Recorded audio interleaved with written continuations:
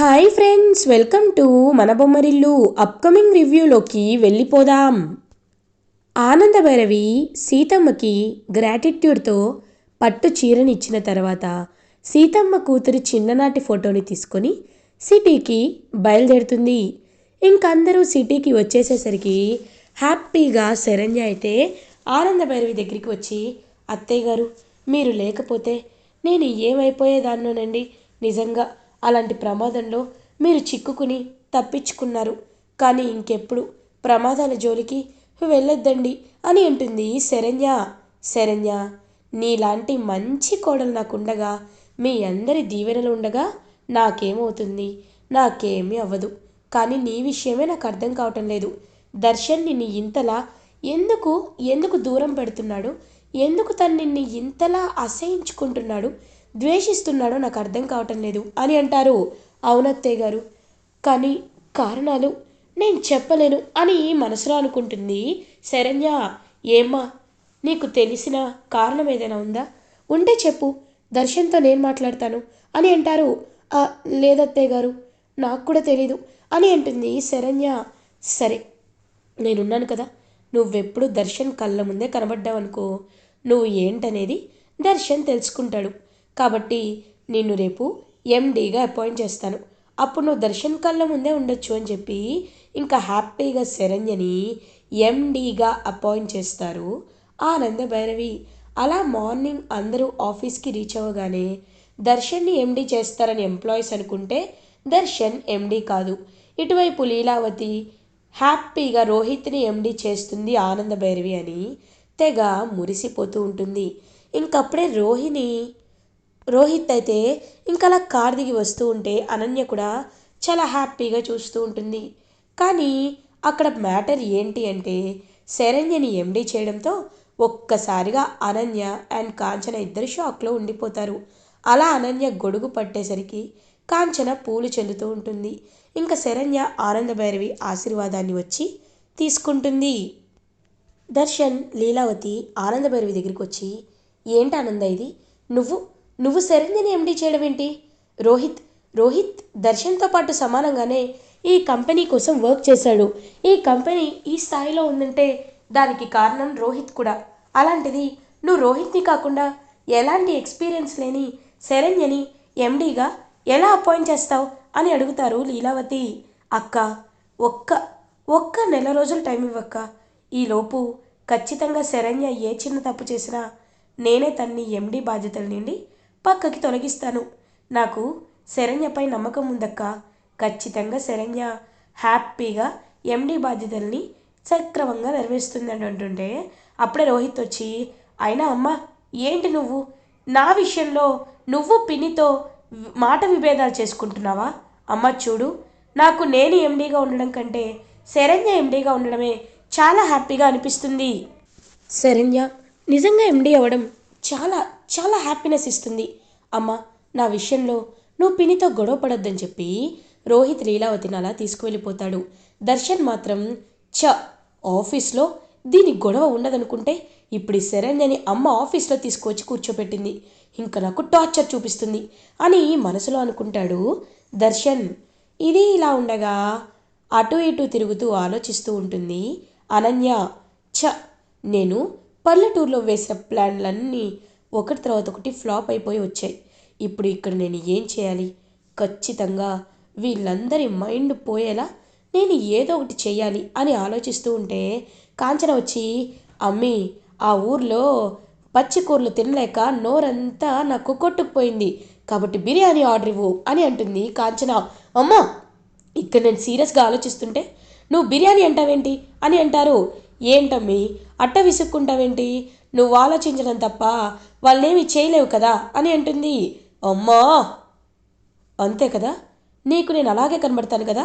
ఇప్పుడు చూడు, వాళ్ళ మనసులో ఎలాంటి అలజడి రేపుతాను అని అలా ఇంకా అనన్య ఫోన్ తీసుకుంటుంది.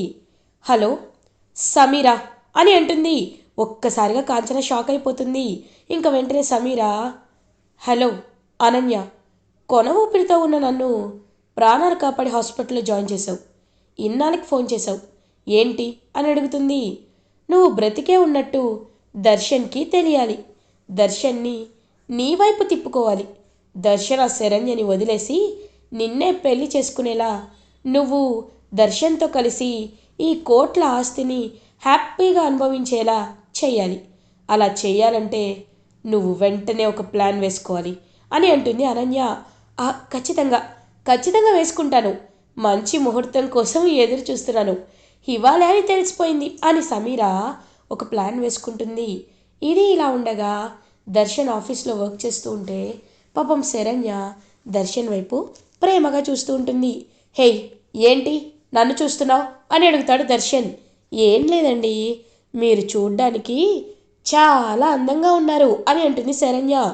ఏంటి, ఎప్పుడు అమ్మాయిలని అబ్బాయిలు పొగుడుతారు, కానీ నువ్వు నన్ను పొగుడుతున్నావు? నీ పని చూసుకో అని దర్శన్ అలా ఇంకా వెళ్ళిపోతూ ఉంటే అప్పుడే శరణ్య నవ్వుకుంటూ ఉంటుంది. ఇంకా వెంటనే దర్శన్కి ఫోన్ కాల్ వస్తుంది. హలో, హూ ఇస్ దిస్ అని అంటారు. సార్, మీ పేరు దర్శనా అని అంటారు. అవును అని అంటారు. సార్, ఇక్కడ దూరంగా ఉన్న ఒక హాస్పిటల్లో ఒక అమ్మాయిని అడ్మిట్ చేశాం సార్.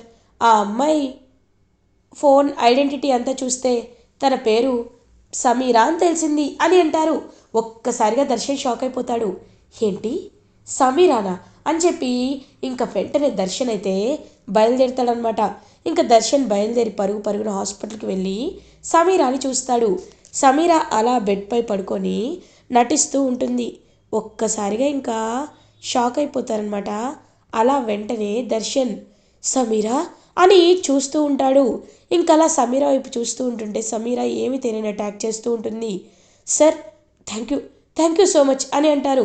చూడండి, ఈవిడ కొండ లోయలో పడిపోయి ఉంటే ఎవరో తెలియని వాళ్ళు ఈవిని తీసుకొచ్చి హాస్పిటల్లో జాయిన్ చేశారు. అప్పటి నుండి ఈవిడ కోమాలోనే ఉన్నారు. ఇప్పుడే స్పృహలోకి వచ్చారు. కాబట్టి మీరు ఈవిడ్ని జాగ్రత్తగా చూసుకోవాలి. ఈవిడ ప్లేస్లో దర్శన్ మై లైఫ్ అని చెప్పి రాసుంది కాంటాక్ట్లో. అందుకే మీకు కాంటాక్ట్ చేశాం, ఇదిగోండి అని చెప్పి ఇంకా అలా డిశ్చార్జ్ చేసుకోని చెప్పి చెప్తూ ఉంటారు. అప్పుడే ఇంక సమీర కళ్ళు తెరుస్తుంది. ఎవరు నువ్వు అని అడుగుతుంది. ఒక్కసారిగా దర్శన్ షాక్ అయిపోతాడు. అంటే సమీర గతం మర్చిపోయిందనమాట. తలకి బలమైన గాయం తగలడం వల్ల పాపం గతం మర్చిపోయింది. కానీ సమీరని నేను ఖచ్చితంగా ప్రాణంగా చూసుకుంటాను, ఇంటికి తీసుకువెళ్తాను అని ఇంకలా ఇంటికి తీసుకువెళ్ళడానికి రెడీ అవుతాడనమాట దర్శన్ సమీరాని. ఇది ఇలా ఉండగా శరణ్య దగ్గరికి ఆనందభైరవి వస్తుంది. అమ్మ శరణ్య, ఇదిగో అమ్మా, నీకోసం ఫ్రూట్ జ్యూస్ తీసుకొచ్చాను. ఇది నీకు చాలా హెల్దీ, నీకు కడుపులో ఉన్న నీ బిడ్డకు కూడా చాలా మంచిదమ్మా అని అంటారు. పాపం అలా చూస్తూ ఉంటుంది ఆనందభైరవి వైపు శరణ్య. ఏమైందమ్మా, ఎందుకలా ఉన్నావు అని అడుగుతారు. అత్తయ్య గారు, నేను మీకు ఒక ముఖ్యమైన విషయం చెప్పాలండి అని అంటుంది. చెప్పమ్మా అని అంటారు. అత్తయ్యగారు, అసలు నేను ప్రెగ్నెంట్నే కాదు అని అంటుంది. ఒక్కసారిగా షాక్ అయిపోతారు ఆనందభైరవి. ఏంటమ్మా, నువ్వు చెప్పేది నిజమా అని అంటారు. అవునత్తయ్య గారు, నిజం చెప్పాలంటే అనన్య అక్క ప్రెగ్నెంట్, కానీ ఆ విషయాన్ని మేము దాచిపెట్టాను. అక్క ప్రెగ్నెంట్ కాబట్టి తను మళ్ళీ ప్రెగ్నెంట్ అని తెలిస్తే ఎక్కడ తన్ని అందరూ కలిసి బయటికి గెంటేస్తారు అని ఈ నిజాన్ని మేము చెప్పలేదు అత్తయ్య గారు అని జరిగింది చెప్పేసరికి ఒక్కసారిగా షాక్లో ఉండిపోతుందన్నమాట ఆనందభైరవి. ఏంటి, తను ప్రెగ్నెంట్ అంటే నువ్వు నమ్మేశావా? చూడమ్మా శరణ్య, ఇదిగో ఇలాగే దాన్ని నువ్వు గుడ్డిగా నమ్ముతూ వెళ్తే అది నిన్ను నిండా ముంచుతుంది. ఇప్పుడు చెప్తున్నాను, ఆ అనన్య ప్రెగ్నెంట్ కాదని నేను నిరూపిస్తానని చెప్పి ఇంకా వెంటనే శరణ్యం తీసుకొని ఇంటికి బయలుదేరుతారు ఆనందభైరవి. ఇదే ఇలా ఉండగా ప్రీతి కిచెన్లో వర్క్ చేసుకుంటూ ఉంటే అనన్య అలా ఖాళీగా కూర్చొని చూస్తుంది. ఏ అనన్య, ఇలా రా అని అంటుంది. చెప్పండి మేడం అని అంటుంది అనన్య. వెళ్ళి వెజిటేబుల్స్ కట్ చేయి అని అంటుంది. నేనా అని అంటారు. దీనికోసం నువ్వెవరైనా హీరోని పిలుద్దాం అనుకుంటున్నావా? పని మనిషివి, కట్ చేయి అని అంటుంది. సరే మేడం అని ఇంకా కోపంగా చూస్తూ కూరగాయల్ని కట్ చేస్తూ ఉంటుంది. సరే, తర్వాత ఈ డిషెస్ అన్నీ వాష్ చేయాలి, అర్థమైందా అని చెప్పి గట్టిగా చెప్పేసరికి ఈ ప్రీతి నా ప్రాణానికి ఇన్ని పనులు చెప్తుంది. చిన్నప్పటి నుండి ఇవి ఎప్పుడు చేయలేదు, దీనివల్ల చేయాల్సి వస్తుంది అని కోపంగా ఉంటే అప్పుడే కాంచన ఎవ్వరికీ తెలియకుండా ఇంకా దొంగతనంగా వెళ్ళి దర్శన్ పెట్టిన చెక్కుని తీసుకుంటుంది. అనన్య రూమ్లో దర్శన్ చెక్ ఉంటుంది కదా, ఆ చెక్కుని తీసుకుంటుంది. అమ్మయ్యా, ఈ చెక్కు నా చేతికి దొరుకుండాది. ఇప్పుడు ఈ చెక్కుతో నేను సంతోషంగా వెళ్ళి బిర్యానీ తినేసి వస్తాను. ఎంతైనా ₹1,00,00,000 కదా, కొంచెం డ్రా చేసినా ఏం కాదులే అని చెప్పి ఇంకా అలా వెంటనే బయలుదేరుతుంది చెక్ తీసుకొని. కాంచన ఆగు అని అంటుంది ప్రీతి. ఒక్కసారిగా ఆగిపోతుంది కాంచన. ఇంకా వెంటనే ఏంటి చేతిలో అని అడుగుతుంది. ఏం లేదమ్మా అని అంటుంది. ఇవ్వు అని చెప్పి లాక్కొని చూసేసరికి దర్శన్ చెక్. ఒక్కసారిగా షాక్ అయిపోతుంది కాంచన. ఇంక అనన్య అమ్మా నిన్ను ఎవరు చెప్పమన్నారని చెప్పి ఇరిటేటింగ్గా ఫీల్ అవుతుంది. ఇంకా వెంటనే అలా ఆనంద భైరవి శరణ్య ఇంటికి రీచ్ అవుతారు. అత్తయ్య గారు, అత్తయ్య గారు, ఒకసారి ఒకసారి చూడండి అత్తయ్య గారు, మీకే తెలుస్తుంది. ఇదిగో కావాలనే కావాలని ఇదంతా చేసింది అత్తయ్య గారు తను. ఇదిగోండి ఈ చెక్ చూడండి. దర్శన్ మొన్నటి నుండి పాపం తన్ని అవమానిస్తూ ఉన్న చెక్ ఇదే, అనుమానిస్తున్న చెక్ ఇదే అని చెప్పి చెక్ చూపించేసరికి ఒక్కసారిగా ఆనందభైరవి కోపంగా కాంచన వైపు చూస్తుంది. ఇంకా కాంచన అంటే అది అది అననేలోపు ఇంకా కాంచన చెంప పగలగొడుతుంది ఆనందభైరవి. చెక్కుని దొంగతనం చేసి అది ఇది అని నీళ్ళు నానుస్తున్నావా? చి, మీలాంటి వాళ్ళు ఒక్క క్షణం కూడా ఇంట్లో ఉండడానికి వీల్లేదు అని అంటుంది ఆనందభైరవి. అత్తయ్య గారు, ఇన్ని రోజులు మీరు వీళ్ళని దూరంగా ఉంచుతుంటే, వీళ్ళు బయటకు గెంటేస్తుంటే ఎందుకో అనుకున్నాను. ఇదిగో నాకు ఇప్పుడు అర్థమైంది, వీలాంటి వాళ్ళు ఇంట్లో ఉండడం కరెక్ట్ కాదు, పంపించేద్దామని చెప్పి ఇంకలా ప్రీతినే మెడ పట్టుకొని బయటికి గెంటేస్తూ ఉంటారు అనన్యని కాంచనని. ఇంకలా అనన్యని బయటికి గెంటేయగానే ఒక కారు వచ్చి ఆగుతుంది. ఇంకందరూ చూస్తూ ఉంటారు. చూసేసరికి దర్శన్ అలా సమీరని కారులో తీసుకువస్తూ ఉంటాడు. ఒక్కసారిగా షాక్ అయిపోతారన్నమాట ఇంకా ఆనందభైరవి శరణ్య అందరూ. ఇంకలా సమీరని దర్శన్ ఇంటికి తీసుకొస్తుంటే, నాన్న దర్శన్, ఏంటన్నా ఇది? ఈ సమీర చనిపోయింది అనుకున్నాం, కానీ నువ్వు తను ఎందుకు తీసుకొస్తున్నావు, ఈ ఇంటికి ఎందుకు తీసుకొస్తున్నావు అని అడుగుతారు. అమ్మ, నీకు ఒక ముఖ్యమైన విషయం చెప్పాలి. పాపం అమ్మ, ఇప్పుడు సమీరకి గతం గుర్తులేదు. తనకి యాక్సిడెంట్ అయింది. కొంతమంది తన ప్రాణాల్ని తీయాలనుకున్నారు, కానీ తను గెలిచింది. తను తను మృత్యువుతో పోరాడి ఇప్పుడే బయటికి వచ్చింది. కాబట్టి నువ్వే ఎలా అయినా తనకి ఆశ్రయం ఇవ్వాలమ్మా. తనకి మనం తప్ప ఇంకెవరు తెలియదు. తన్ని తనే మర్చిపోయింది.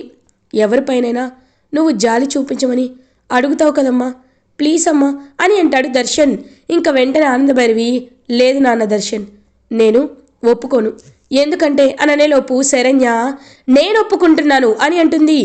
ఒక్కసారిగా షాక్ అయిపోతారనమాట. వెంటనే ఆనందభైరవి, అది కదమ్మా శరణ్య అని అంటారు.